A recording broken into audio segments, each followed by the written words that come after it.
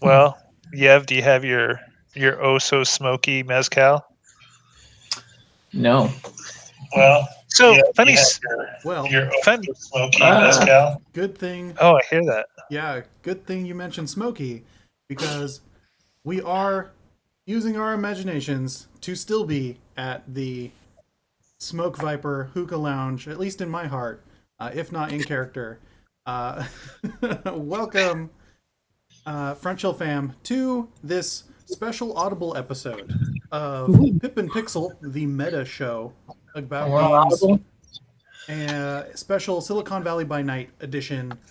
I'm calling it Dossier 1 because I hope to have a few other conversations like this with other members of the Silicon Valley by Night family to sort of pick their brains and extract their essence, so to speak. Some diablerie of the mind, if you will. Because everything you tell me, I use to grow stronger. Haha.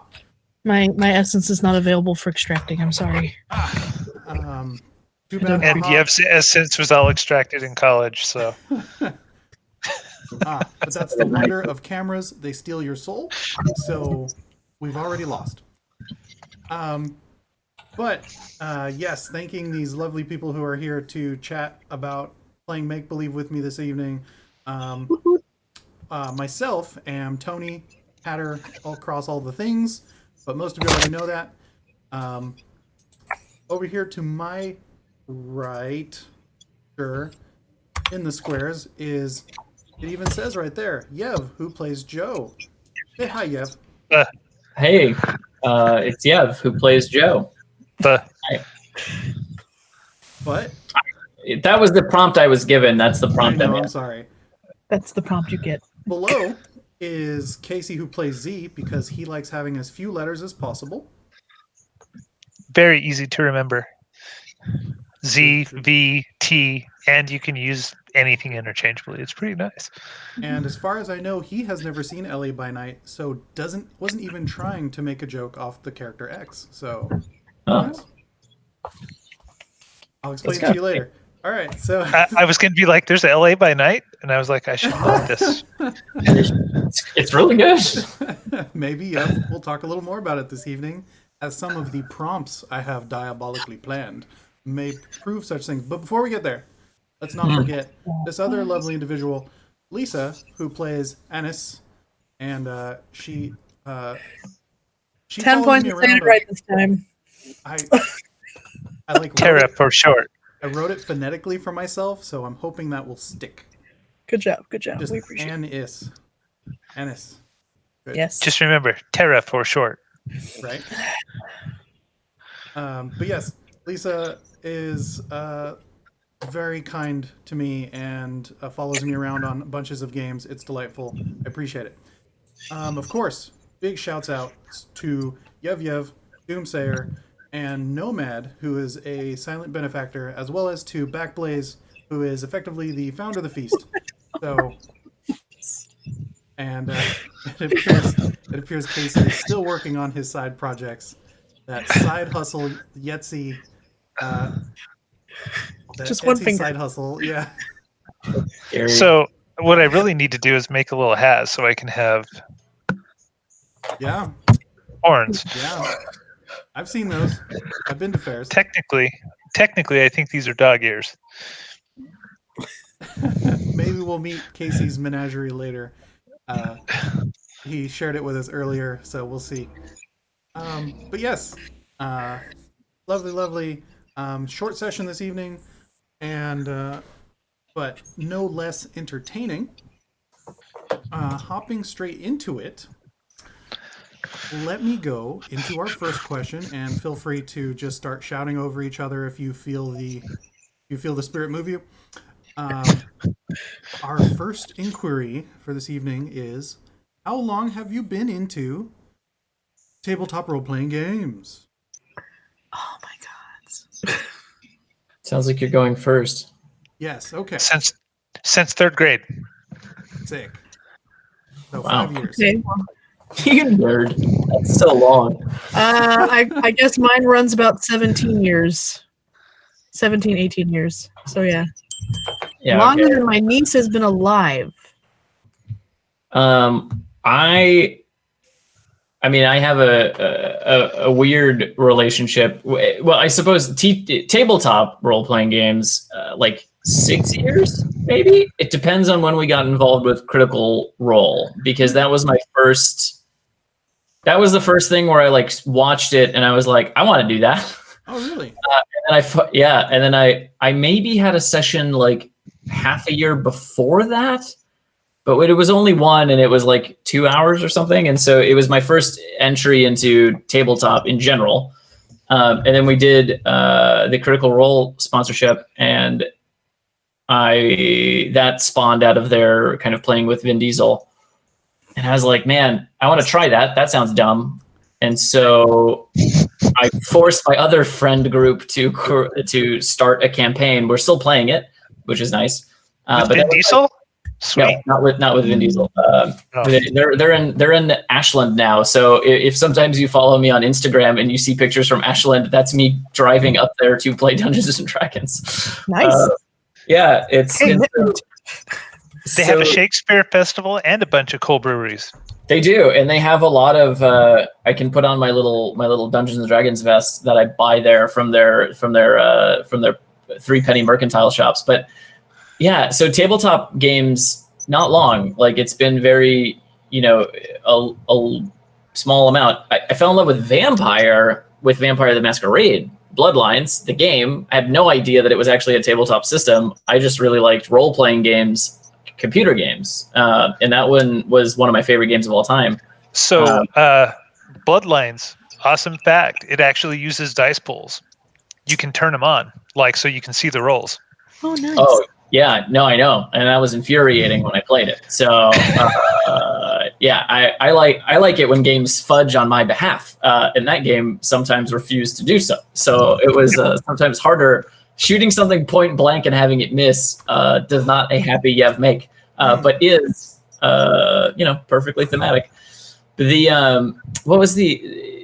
My family wasn't a gaming family, so we never even played a lot of games growing up because we're immigrants, and board games in Russia were chess and checkers, and so we had the game of life, and then I think we had Sequence growing up, but we never really played games. I was not a game person. I have become one as an adult, but that's different. I am honored to have known you through most of your TTRPG journey. I didn't realize. Yeah. That's pretty sick. And he's a bard through it all. Right? I'm probably why we get along so well. Bard recognizes Bard. Funny. Well, one, yes, big props to Paradox, who runs World of Darkness now. Their campaign for World of Darkness stuff is exhaustive. Like, a board game site I visit was reviewing a Masquerade board game that apparently is not bad. So, the board game, the video game, the tabletop, you got it all. Great. Coteries of New York also is a really cool little vignette, story-driven narrative. You can get it on Steam. I think it was $5 or something. Maybe it was more than that. But don't quote me on prices. Never quote me on prices. But it was really good. It was a humble bundle. So that's what it. Okay, I was like, I got it somewhere. It was good. But yeah, so I've been into. So that segues us nicely to the next question, which is, what was your first encounter with the World of Darkness? And early on in my role-playing career, because I started really playing in junior high, even though I can claim my first tabletop role-playing was as early as the age of 4, because an older neighborhood kid had really funky dice and was making up characters with us. So, nah. But as far as World of Darkness, yeah, there's so much content there, and they're here's more, have it. So it's sick. Yeah, they do a great job. But yeah. Version 1 with Vampire the Masquerade and Mummy. Nice. Ooh, that's why the nothing bad or very bad last session. Yeah. Yeah. Yeah.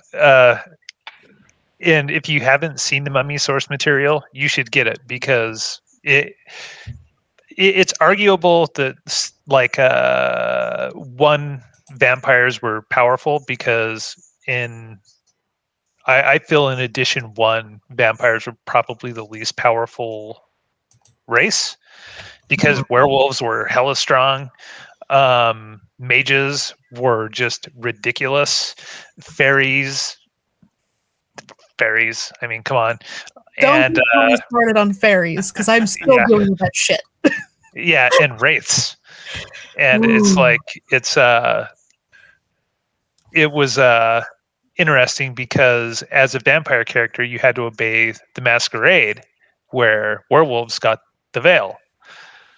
And it was just like, oh yeah, all of a sudden they don't see you anymore. It's like frailty.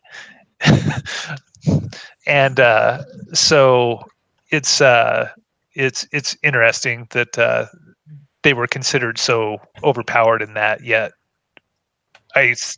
but the point is mummies were more powerful than pretty much all of them, and just like weird. Like 1 point in certain things was basically 5 points in thaumaturgy. So Yeah. it was nuts. Shies away from a lot of things that have to do with mummies or Egypt because he's afraid to pop up and be like, well, actually, as the Egyptologist here at the table. So, yeah, I don't think he lets us do too much with mummies. I've played way too many followers of Set. I adore them. They're the ministry now. They've gone through rebranding. Yes, they have. They're the ministry now. But, Rebranding, huh? well, when I played them, it was the follower of Set. Mm-hmm. But yes. But I tend in Vampire in Dark Ages, I started on like homebrew shit in high school, and it was pretty ridiculous. The things that we made up our Sailor Moon game, where we took a bunch of like random sets of different other games and swashed them together and put this together. And so we played that for years, maybe like 3 or 4 years, the entire time we were in high school. But between then, we were playing all sorts of different things. But I didn't start playing World of Darkness until I met Tony, so a long time ago. And actually, the current character I'm playing, Ahnaf, is based off of my first vampire, Robina. So it's another Scottish gangrel. But we started in the Dark Ages, so it's quite different now. That's a commonality between yours and mine. Mine is based off of an old character too. Yeah.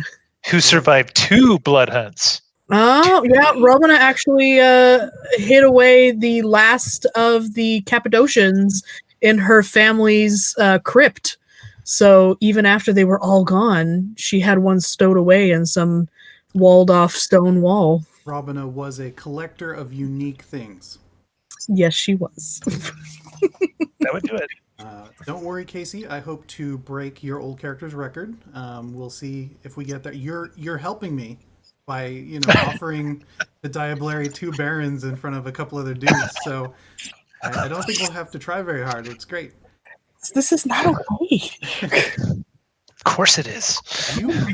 I thought you held your finger in your mouth much longer. It took me a while to get that screen grab. I'm very proud of it.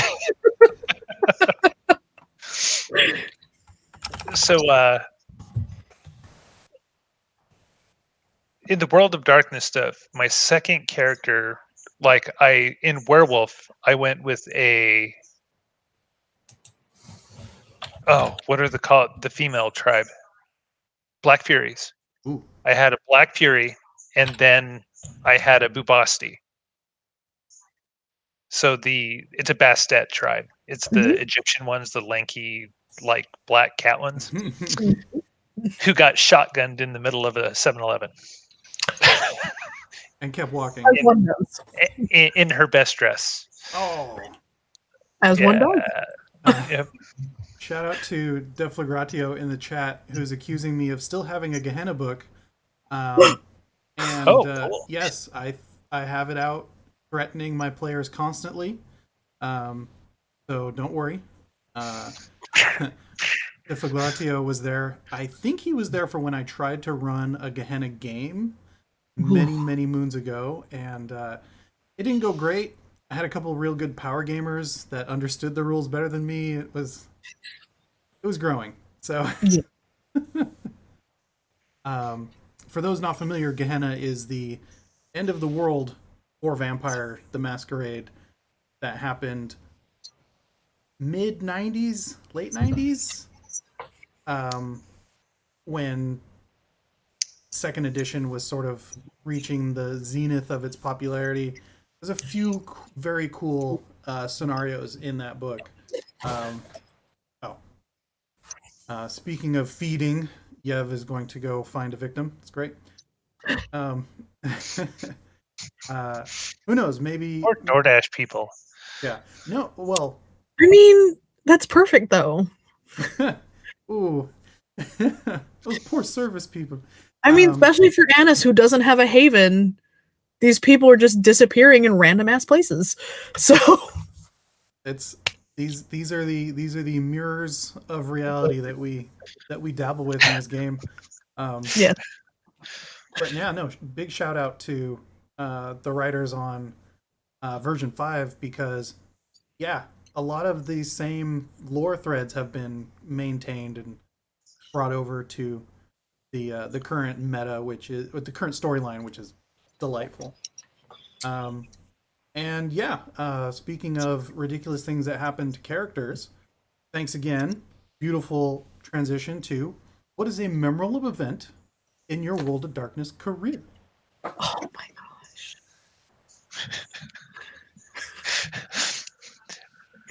My first vampire, Zephyrus Zepilier, Zippy Po show. Oh, so Z is a common factor. Yeah. So he was a severely afflicted Malkavian, and the very first feeding that I did, I frenzied and butchered the person in the park, and in order to hide it, I dismembered them and just threw pieces throughout the park. Oh my gosh. In trees, other stuff. It was like a little scavenger hunt.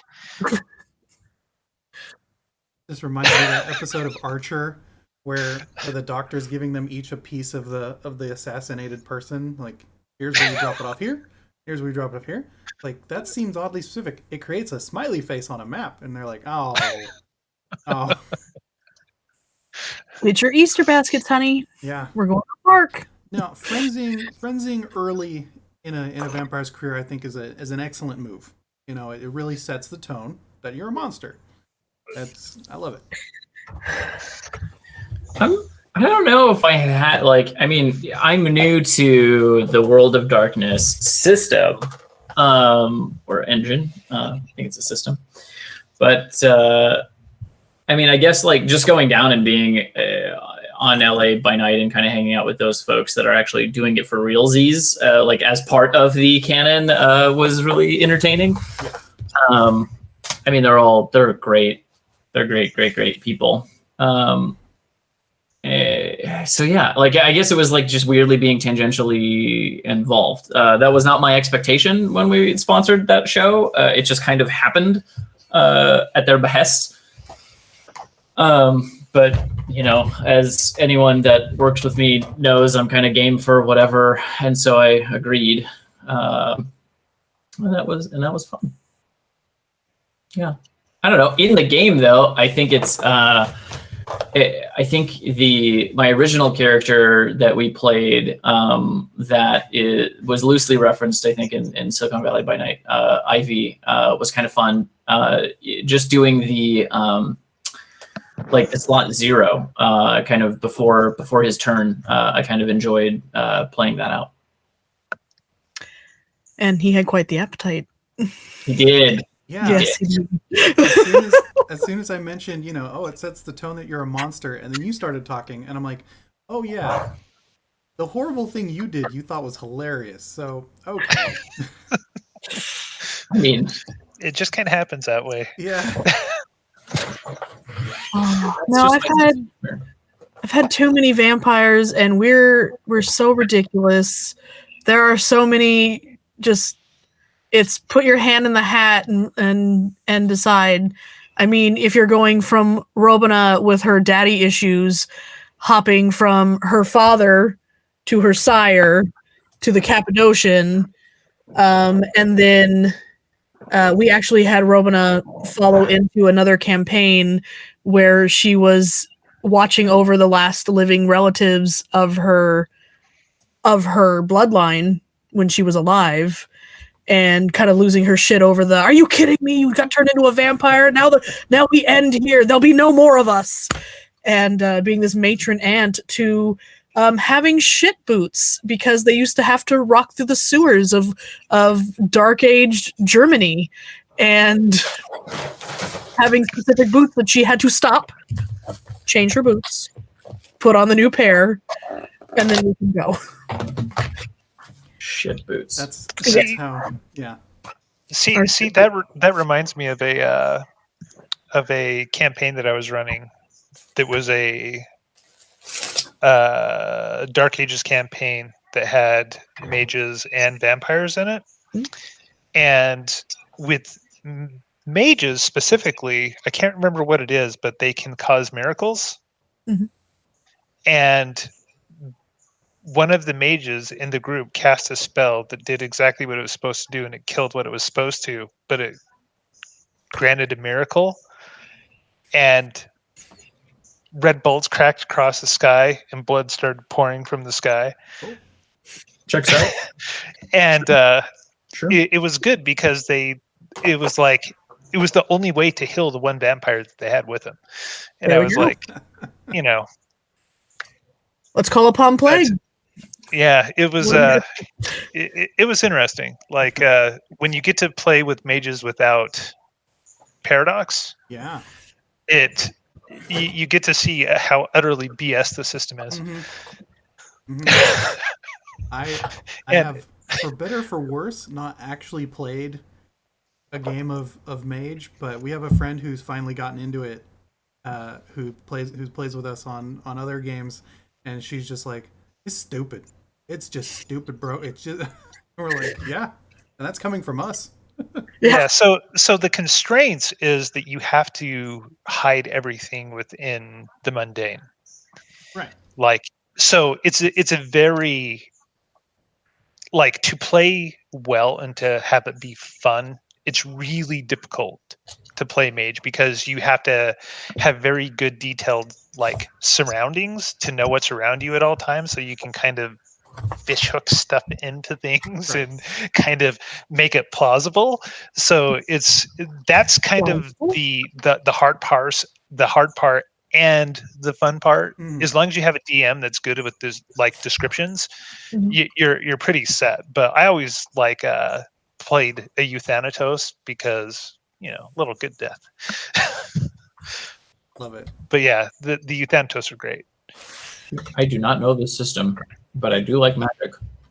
It's way interesting. Oh, Demon's my other favorite one. Like, I think Demon is my absolute favorite backdrop for the story because of just the aspect that they take, which was that Lucifer was cast down because he was given a contradictory instructions directly by God to love God, but to love Adam and Eve as much as he loves God, but leave them stupid and unappreciative of everything. So he had to take one path, and he chose, and that was like what cast him down. So the Bearer of Light wasn't like absolutely evil like they said. He was actually acting in their best interests. So it's very it's an interesting Lucifer on Netflix? No, I wouldn't be surprised if they didn't take that from that, because when I read the description, I was like, I'm really wondering if the writers looked at the backlog of the system and kind of went from there. Did I break Lisa? My 16-year-old niece religiously watched every episode. There wasn't a day that she was like, Mega, look at this. He's not wearing a shirt. Oh my God. I'm like, why am I even here? Very few This shirts. is not how I raised you. Like, look at what a fucking nerd I am, and what are you doing? And so she's salivating, it sounds like. My parents loved Lucifer, and when I would go visit them, we would watch it. That's so fun. Yeah, But I'm Yeah. pretty sure they were a little more subdued about it than a 16-year-old girl. you know, my mom was pretty stoked, but yeah, they're typically, I guess a little bit more subdued, but yes, I actually really like that show. I think it's clever. So before I share mine, because I love sharing it, bonus question from the chat. Any comments on Chronicles versus World of Darkness? Because there have been a few different variations on storylines of the uber meta of these universes. I'm not familiar enough with the variances between the two to give a viable opinion. Maybe Casey? Nor I bowed out. It's second edition, and then fifth is the next edition that I've seen. So I love the Chronicles of Riddick. I think it's really underappreciated. Me too. Yeah, I know. I want more of that franchise. Actually, true story. That's how I fell in love with oh my god, my brain. Carl Urban. you fell in. You love just with said the it brand. earlier. Sweet. Vin Diesel. Yes, that's how I fell in love with Vin Diesel. Was watching the first Riddick film, and I was like, "Who is that?" And then from then on, I've just been like following him crazy. I just had a He Twitter comes out at conversation. I had a Twitter conversation about this. Pitch Black, Nice. worth rewatching. Was so great. Worth rewatching. Yes. Very Yes. good movie. I thank you, Diffilgratio. I am a dirty liar. I actually ran a game of Chronicles. Chronicles referring to the third edition incarnation of World of Darkness, which was known as new lowercase World of Darkness, where your core book was a very slim, you're a human and weird things happening, and then that had Vampire the Requiem. And, Oh, right. yeah. I have World of Darkness, the base, but not Requiem. I didn't get anything else out of that because it shifted a bunch. It did. It shifted a lot. And I loved what they tried to do with it, in that they tried to recalibrate power levels and give a baseline of humans are weird. Or sorry, the world is weird on its own as a normal human, and then you can have adventures there. And then, if you want to use a different gaming term, prestige into a supernatural, totally an option. So that was cool. I felt that they were trying to capture some of the Lovecraftian vibe, as opposed to the standard World of Darkness stuff. It feels like they were trying to reach for something else. Do you know what a non-World of Darkness thing is that has world in it that I remember? Oh. Which is a very roundabout way of... Don't hurt yourself with that reach, Yev. Casey and I played this back in 2012. There was a game that came out called The Secret World. Which was an online RPG, and for my money, it was one of the better RPGs to have released within a couple of years of it going live, and you could play most of it by yourself. And if you haven't checked it out, I think it's been re-released as Secret World Legends. But it's But in the first act, you get to fight Cthulhu. Yeah, it's really cool. That was one of the hooks, is that they had a you could play it on your own, but as you were running through the zones, you could join these large kind of encounters and events that were going on in the world around you. It was really good.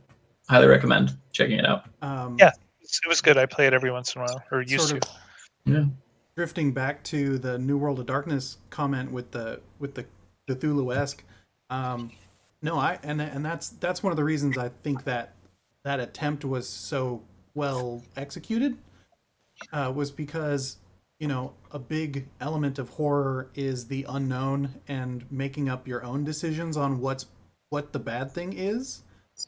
So when you don't know how vampires work or if they're even real, they can become that much more scary.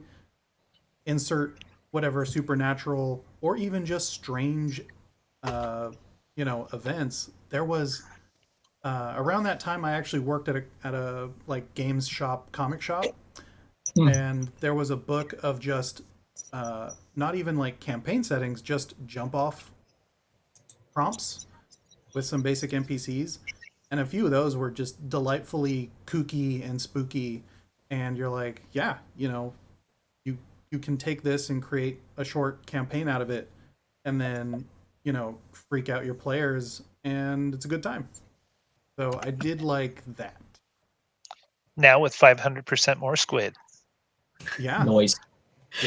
Get that calamari in there. That's what's up. Yep. Um, Yeah. I actually thought that the World of Darkness book was kind of interesting in the fact that they kind of combined Hunter into it.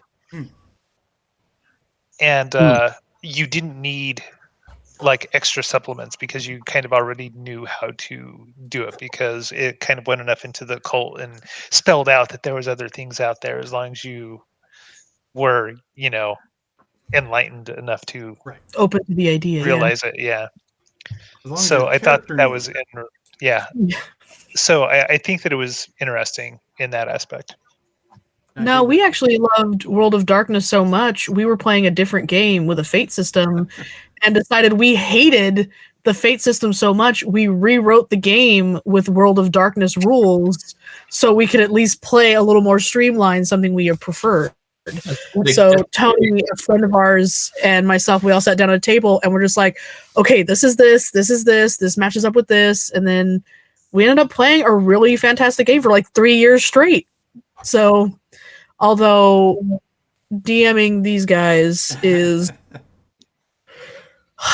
She felt my pain. I've run that Oh game. I've run that group she's talking about Yeah. for. yeah, but we're also talking about metagamers, Tony. Yeah, well.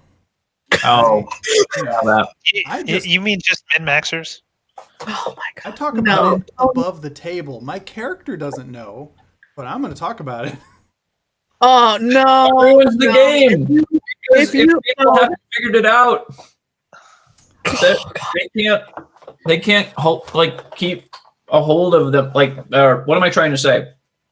When that happens, and someone hasn't gotten there or figured something out, and you're just like, well, clearly it's this, but I'm going to role play it. Like, you have to be really sure that they're going to be able to do the same thing. It drives my other homebrew group crazy because I will not do stuff that I know, puzzles, whatever. I know how to solve them, but I'm like, yeah, I don't know. See, Yeah. you just have to have your over the table voice, but not necessarily say all the correct things and know that you're not saying all the correct things. I mean, so even in games, it's great because in D&D, my favorite alignment was chaotic neutral. Mhm. And I almost always had a thief like subclass. So everybody just stopped asking me if there was traps on anything because I would just always say it's clean. you find a needle trap, it's clean. Shocking No. head strap, clean. So what happened with this game was we were playing a game based off Dresden Files by Jim Butcher. And so I had been trying to get these people to read these books for like a year and a half, and I'm like, come on guys, you're gonna love this, I know you are. And then finally Tony bit the bullet, was like, this is fucking great. And I'm like, yeah, I know. And so my brother had actually gifted me the official role-playing game with the fate system for Christmas one year, and it was just like, oh, we're doing it. And This is because you had those books and you were like, let's play this, and we all finally agreed. And then I'm a schmuck, so because we were playing that system, I was like, now I need to know all the lore. Mm-hmm. Oh no, I just realized what I'm setting you up for. Never mind. So if you ever play a Dresden game, don't ever let anyone play a wizard. Just don't. And especially when they decide they're going to summon the Queen Titania in the middle of their first session. No. Absolutely not. You didn't have to have her show up. I just, well, you're lucky I didn't have her just kill you. That's what you're lucky about. Ugh. So yes. Anyway, my character didn't know what power we were dealing with, so called on the largest gun he could. I still feel that isn't meta. He basically called a tripped landmine and was like, maybe she'll blow up for us. Yeah. Hey, I have to agree with that call. Wow. You would. Yes, I would. And we made up for it by saying nope, to hell with that, to the first puzzle of the campaign for 9 months. I'm gonna cry.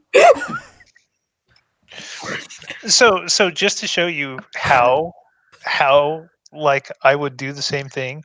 Mm-hmm. One of my D&D characters, like my favorite one, a triple class, his name was Nelvar Blackhaft. He was a archer, wizard, thief, and he was a gray elf. And I got to level 7, and I talked my DM into letting me create spells.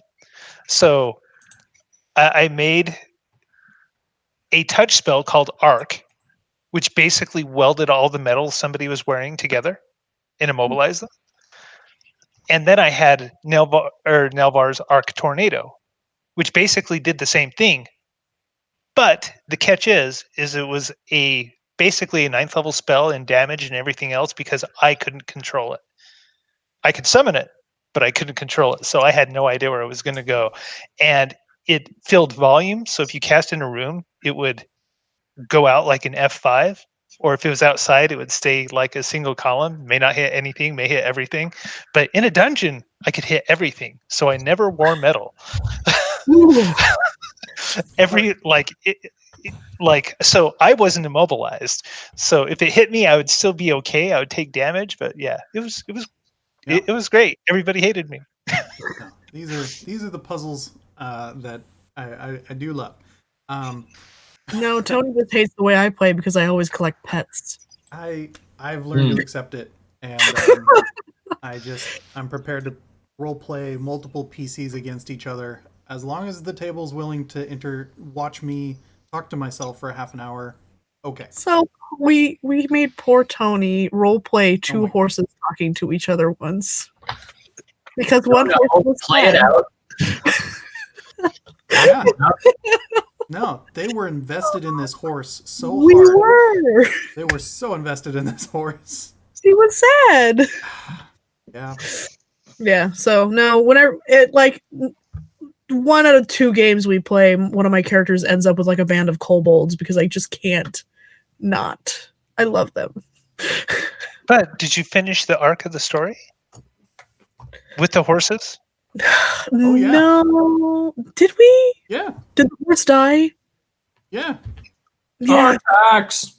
Yeah. Yeah. Yeah. A little bit. Someone made that joke too. There were some other optional things they could have done in that campaign, but the core arc of the campaign, they finished it off. Oh no, that's not what I want to do. I'm sorry. Mm-hmm. I'm raising hands. But my favorite or my memorable event that I love to bring up was I was running a Masquerade campaign, and because we were snarky, just out of teenagers, the players were characters that didn't necessarily trust each other, and So you played with my group. Yeah, kind of, right? I feel I do love certain kinships between certain other players who are like, yeah, we were a bunch of assholes. Two Brians didn't want the Doug to know what the two Brians were talking about, because Doug wasn't technically part of the Camarilla. He was an independent. And so the two Brians were like, wait, what languages do your character know? And they were like, da-da-da-da, Spanish, Spanish.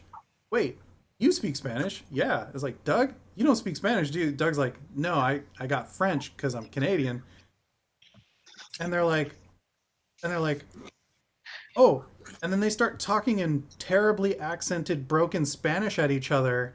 And I'm like, I'm keeping up. I got it. And I'm looking over at Doug, and Doug's like, I can't believe this shit. I can't. And they managed to make it work. And Doug didn't find out till like 2 sessions later when it finally went down. It was delightful. I cannot tell you how badly I want to do that in game. You have no idea. Well, the only one I can get to speak Japanese with me is Amanda. She's usually asleep. I gotta work on it. I'm sorry.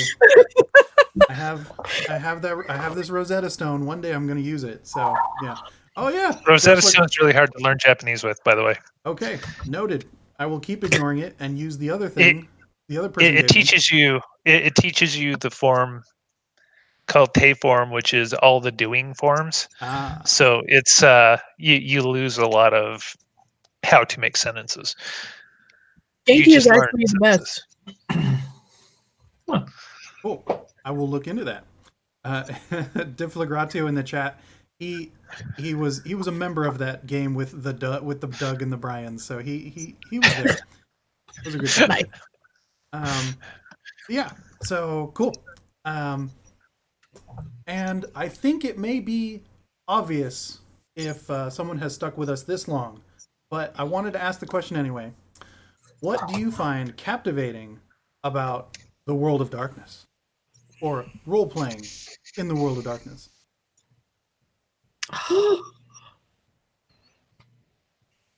Lisa, that was a very expressive inhale. Oh, I'm just expressive always, Yev. I'm your opposite. We have a long history of World of Darkness, so I think both her and I are just like, oh man.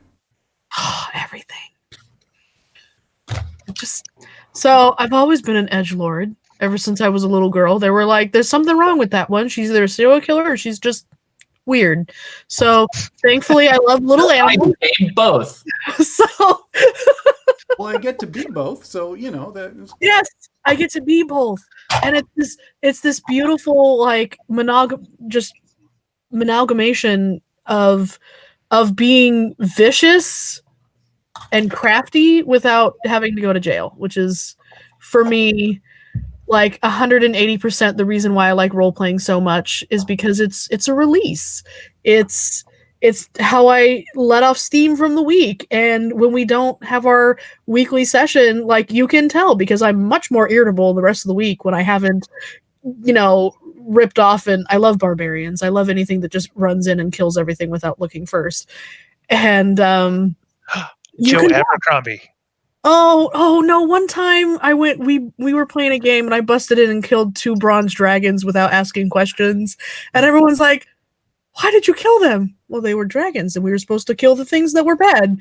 No, those ones were good dragons. That was the campaign where we were the baddies. Are we the baddies? Yeah, that campaign, yeah. We were. Yeah. I just wanted to know with that gift earlier today. Her character was not a goodie who happened to hang out with we're the baddies, so.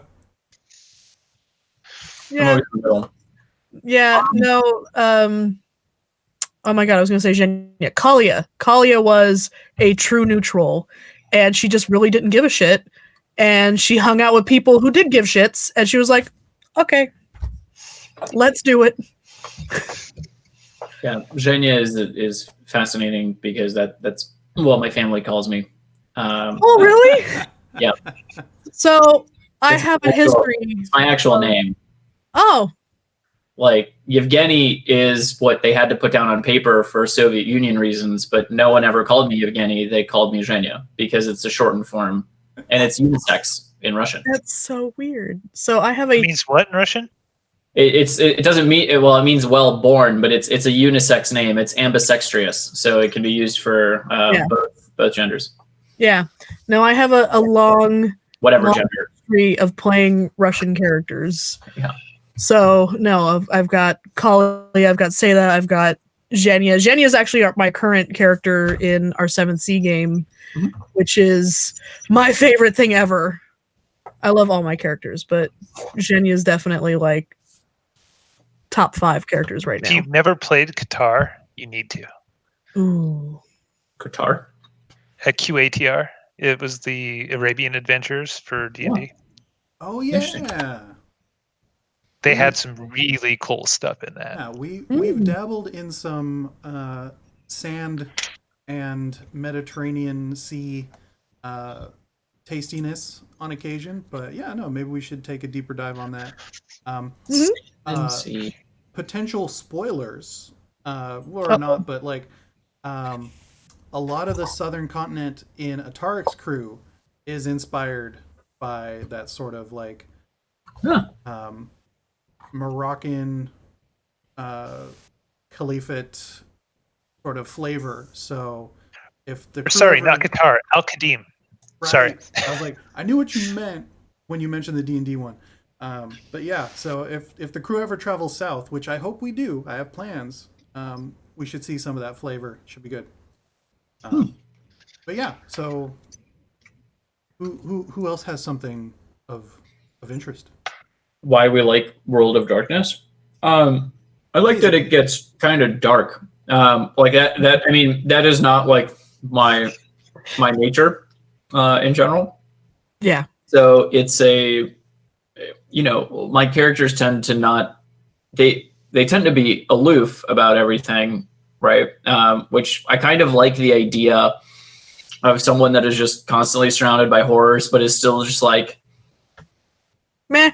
Yeah, like, or not like men necessarily, but kind of just like, like weird shit happens all the time. Isn't that crazy? Like stuff's nuts, right? I just there's something about that, and I can't I don't know what a good analog is like in movies. Like there was like part of it is the thing that always pops into my mind when I think about this is kind of Mouse from The Matrix. The guy that builds the red woman, where he's just like, I don't know, everything's messed up, but like I made this pretty lady in a computer machine. That's cool, right? And I kind of I like that energy. I don't, it's almost like if you take Smee out of Hook and put him in just a horrible scenario, he'd probably be like, I don't know, we're making the best of it. That's why I love that character, because in theory, in context, it's all these pirates who are trying to murder these children. Yeah. But, there's Smee there, and he's like, I take care of my captain. I got my job. I got things He's figured so out. excited about that boo box. Yeah, right? Somewhere deep down in there, he's this happy man, but he's also like, let's put a man in the box with scorpions. Yeah. How exciting. Yeah. I love it. World of Darkness. It's me. Yeah, and for me, I think it was the system that finally jived with all of the weirdness in my head. Yep.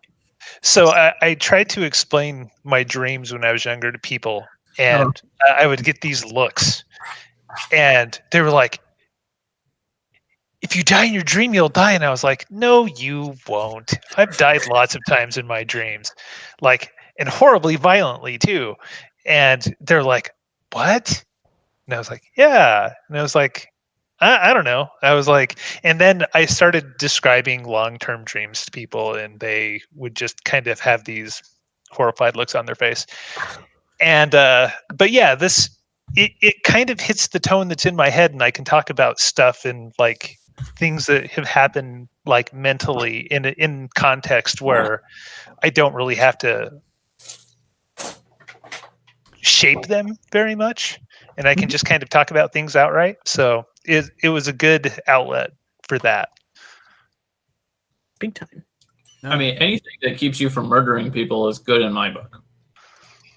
Yeah, when you were like, yeah, it's a weird thing that I enjoy, I'm like, no, that's I love the cathartic event of being able to deal with these darker themes and a system that supports the drama of it without being incredibly chained to the more crunchy systems that like D&D has. That make no sense. Just to be blatant, we can have that argument in a different session. I agree, but no. Why is that? So the new one's a little bit better. The round / turn system from AD&D. Like, wait, it's a minute. No, and sure. what? Yeah, no, what? A minute? A minute is a terribly long time. Oh yeah, the evolution. That's almost get in a car crash, and I'll tell you what, those 2.5 seconds before you hit or don't hit something seems like it takes a really long time. Right. And those are those incredibly real moments that you can capture in World of Darkness. And it's not too hard to go roll this and this and then quickly give me your over under and then craft something out of that. I have another game going that we're playing, Fantasy Flight's Edge of Empire, Star Wars. And those dice are goofy because it's like you got to learn the dice in order to divinate from them what's happening. But now that we've been playing long enough, our group has that sixth sense to see the funky little icons and then craft a narrative out of it, which isn't something you need. Session 1 of a vampire game, of a World of Darkness game, because you already have the shorthand, above this good, below this bad, 1s and 10s, extra good, extra bad. And I love how they added the hunger dice and changed up the feeding system a little, because I play a lot of OG World of Darkness where it's, oh yeah, I have this much blood pool, that sort of thing. Whereas with the new system, you're like, how many red dice you rolling? It's like, oh no. So that's been, I hope to continue to get better with that system and provide that dramatic tension from seeing all those red dice. So the red dice, I think, are a really good addition to it, because I really like the fact that they added the red dice and took away penalty ones, where if you roll a 1 now, it's just a 1, and the only time it matters is if it's on your red dice. Right. So if you get 0 successes and then your red dice is a 1, then that's your crit failure. Right. Instead of, I rolled 4 10s but 5 1s, so it's a crit failure.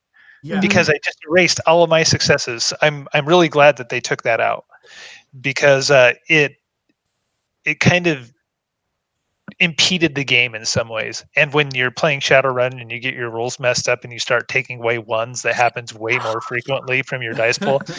It really bothers things. Shadowrun. Great game. I haven't heard in a long time. Yeah. Another game I never actually got to play, but know way much about. Yep. Well, I honestly feel that's one of the better systems that they have put out, like lore-wise. Mm-hmm. Oh, cool. So that was my last question, but we got another bonus question from our home slice Deflageratio. How was the shift from in-person to online? Oh, it's rough. Not I noticeable. have opinions and thoughts, but I would love to hear what yours are first. I don't know. Did we do SVBN in person? I don't think so. We did like a proto one in person. Okay. But it's been 100% online. Yeah. Yeah. So, I mean, I prefer in person. The commute is easier. Yes, that's true. But Yeah. That's never been my problem. So like, I still will drive up to Ashland to play in person. Like, it just so happens that like, then we have to like, they quarantine on their end. I do a 2-week on my end, and we just coordinate like, cool, I'm coming up in like 3 weeks. Like, that gives us enough, runway to like get all the precautions done and get tested and stuff. So it's annoying, but it's still a thing that we do. And luckily that's like a family that I play with. So it's not like an extended like group of humans. And sometimes we dial people in. Like my sister played a couple with games with us. And so she'll dial in for, like a couple hours of the session. It's been tough for some of the homebrews though, because like the group that I play with out of Oakland, we were used to doing like, 8 or 9 hour, like 10-hour sessions. And like, you can't really do that online. You've got, like, it just is too much. You need to have like a stand up and like move around break or something. And so having to just truncate the sessions while still having the same, weirdly, like you would figure that everyone is always available. So you could do more frequent, smaller sessions, but that is not the case. And so you're just doing, the same kind of disparate but shorter sessions, and like it's just not quite tickling the same thing. But it's better than nothing. Like I still like it. I used to play like a ton of games on Roll20 when like the quarantine first hit. Like I would run a bunch for my cousin, for my sister together.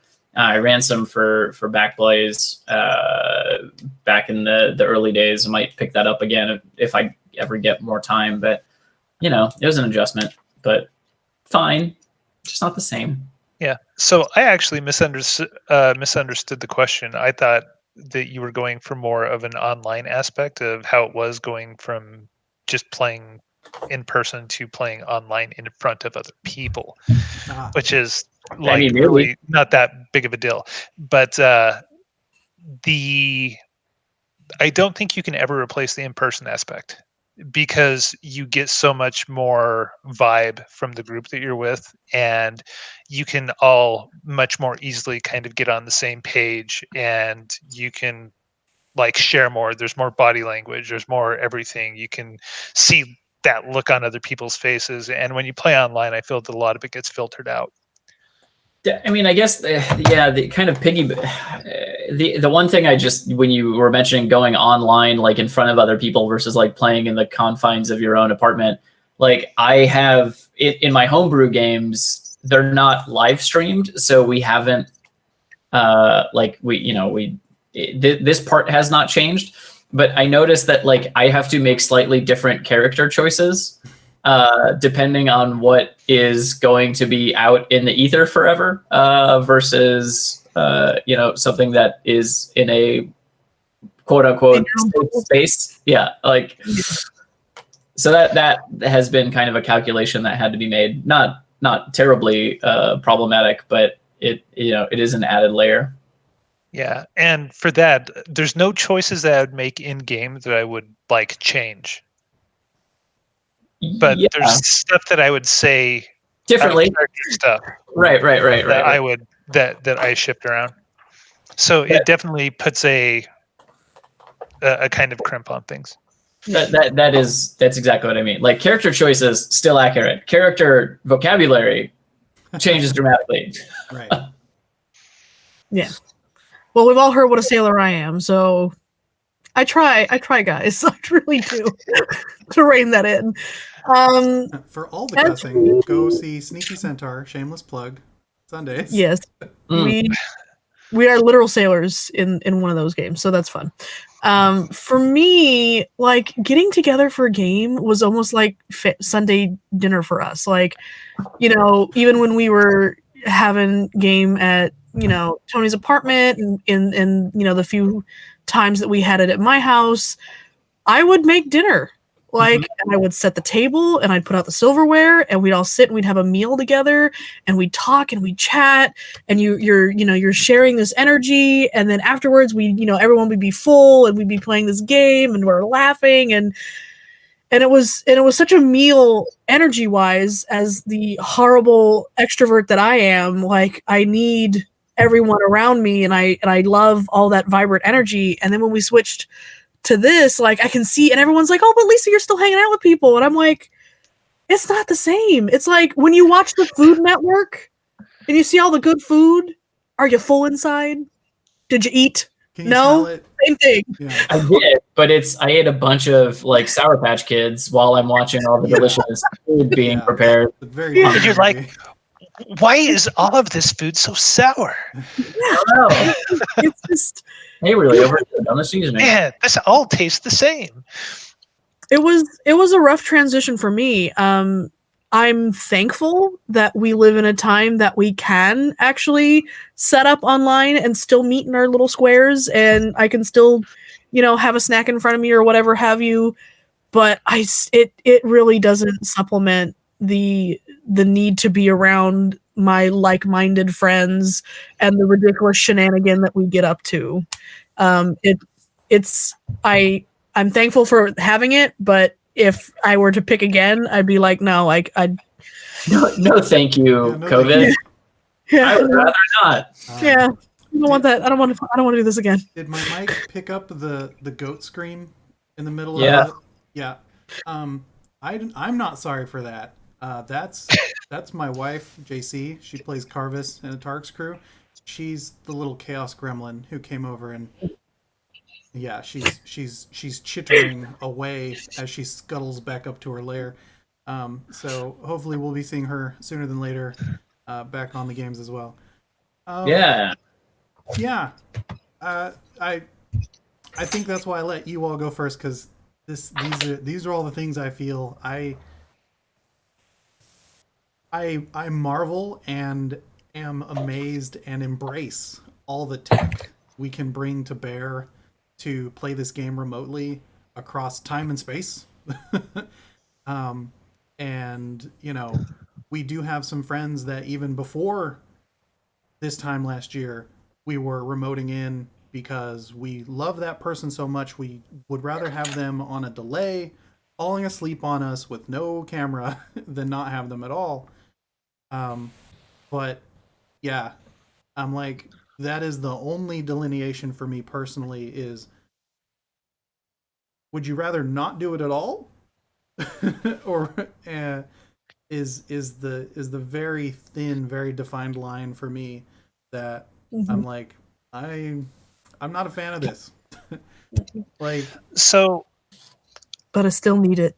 yeah, so it's kind of funny that you say that, because I've been approached by a couple of my friends about DMing remote stuff, and I don't think that I could actually DM remotely, because whenever I ran a game of anything for anybody, like, it's always been people that I've known, and I can read their faces, so I kind of know how to take the story and what to do to keep everybody interested. And I don't think I could do that on camera, so I think that I would flounder too much to make it fun for anybody, because I need to see the expressions, I need to see the body language from people, so I can actually make it engaging for them. and this gauntlet has unfortunately made me aware of where my lines are of when I will accept a game and when it is not worth it. Because I am in too many games currently, and that's still less than how many games I've been offered or could be in if I could deal with this virtual space more than I'm already putting up with it. And it's fascinating because streaming like video games and stuff like that has a very different energy tax. It's just bonkers how that is different. I've enjoyed streaming kind of the video games, Right. just simply because like I kind of zone out, and then if someone appears in the chat and they're like talking, then I'm like, oh, like this is fun. It feels more social, but I'm still like making forward progress in this Hades game. Right. It sounded like you were about to ramp us down, but I have a gift for you if you would like. Pick a number between 1 and 300. 2. 2. Okay. Hang on. It's between those two numbers, I assure you. Yeah, let me just get to page 2. I didn't take into account the prologue. Page 2. Okay, pick a number between 5 and 9. 9. 9? Yep. It's 3 of 3. It's the best Oh number. boy. Okay. There was a young fellow named Blaine, and he screwed some disgusting old Jane. She was ugly and smelly with an awful pot belly, but well, they were caught in the rain. This is a book of limericks. Oh, that's goodness. That's all That was Yev a big needs. book of lyrics. Oh no. It's When was beautiful. that printed? I swear to God that we had that in my high school. A long time You ago. probably did. It might be that same one. This is You again. it was printed in who's good with Roman numerals? I can That's And- good enough. MCMLXIV. Oh, it's too many C's for me. L is 50, 60, 64? 64. This Yeah, book was written L in is- yeah, 64. Oh, this book, actually, this version was written instead of XIV, it was written in XIX. So I think it was written in Oh. 69. Yeah. Nice. Oh. Nice. Yeah, it's so this particular book, Talis and Jaffe referenced it once Yep. on Critical Role, and then I ended up buying it. Oh. I was gonna make it into like a TikTok thing where I would just read them off as like a TikTok one a day, and then I realized how filthy they are, and then I was like, I can't do that. Hey. I mean, I could, but Incorporate a it's not- duck noise. I could, but I would have to make a throwaway account, which is not as fun. Oh, story. see, Yev, F McDonald up in the chat is waiting for you to run a game. So we'll look forward to that. Yeah. And remember, like when you're DMing, being able to see people's legs is actually really important because that's where they keep all their nervous energy. Oh, yeah. Mhm. That's the scariest thing I've heard today. So that's what I mean. You in person. Staring at people's legs. Point Yeah. your webcams down. Yeah, so it's Lord. interesting. That's what I mean. It's hard to DM when you are trying to make it interesting for everybody and keep people along because people will be nice to you online for the most part if they're people who you know, but it doesn't mean they're enjoying themselves. So Oh. like that was one of the things I learned. Like all my friends, I kind of knew their tics and I knew when people were getting bored and not. So I would try to keep everybody entertained at the same time. So Yeah. it's tough like this. It is. One We'll of make our it through. one of our crew that I work with regularly has his laptop cam and leans back, so all we get is his forehead all the time. And so, Casey knows what I'm talking about. I mean, you had that for me today as I was eating my dinner, so I can't. I have no stones to throw. No, but that was a top down, which is a much different angle than this. Oh, I see. Where it's just like yeah. Yeah. you can have expressive eyebrows. Oh yeah. Nice. So many forehead muscles. Oh yeah, it's done in there. I'm gonna try and pick one. All right. Well, thank you for helping me kill about an hour, and diving into some of the who's and whys and whats of this wonderful hobby that we're engaging in. Of course, as always, big shout outs to Yev, Doomsayer, Secret Private Benefactor Nomad, and of course, Founder of the Feast Backblaze, and of course, all of you in the chat who came to hang out and give us surprise bonus questions. And then, of course, if you see this on the YouTubes, there will be links to the cool people who took this picture that I took off of Unsplash on the YouTube description. And then ask questions on social or in the YouTubes, and we'll get to them there. And join us next week, and the week after, and the week after, etc. until I get them sick of me, because we will keep trying to bring you content. It will be undoubtedly content. Hashtag content. Exactly. All right. Thanks much. Good night. Night. Oh, and next time we can talk about Beastmaster. Oh, Lord. It's a great movie. Also underappreciated. Fading to black. Bye.